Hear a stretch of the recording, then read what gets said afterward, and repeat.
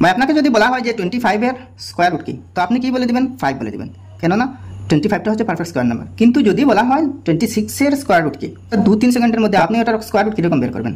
তো দেখেন 25 + 1, তো 25 এর স্কোয়ার রুট কি 5 প্লাস, তো তার সাথে এড করুন। কি এড করবেন? এখানে 1 আছে না, 25 + 1, 1, এই যে 1 আছে সেটা 1 ডিভাইডেড বাই 2 ইন্টু, এটা 2 সবসময় থাকবে, আর এটা 25 এর স্কোয়ার রুট কি পেলাম? 5 পেলাম। তো 5 মাল্টিপ্লাই করেন, তো 1/2, 5 = 10।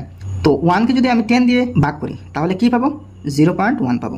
তো 5 + 0.1 = 5.1 হবে। তো 26 এর স্কোয়ার রুট অর্থাৎ বর্গমূল মোটামুটি 5.1 হবে, কিন্তু এটা এক্স্যাক্ট ভ্যালু নয়, যেহেতু এটা একটা অমূলদ বা অপরিমেয় সংখ্যা, তাই এটার বর্গমূল এক্স্যাক্টলি আপনি পাবেন না। যদি আপনি খুব কম সময়ের মধ্যে এরকম সংখ্যার বর্গমূল নির্ণয় করতে চান তাহলে এই শর্টকাট পদ্ধতিটা আপনি ব্যবহার করতে পারেন। এরকম আরও ভিডিও পেতে এই চ্যানেলটি সাবস্ক্রাইব করে রাখবেন। ধন্যবাদ।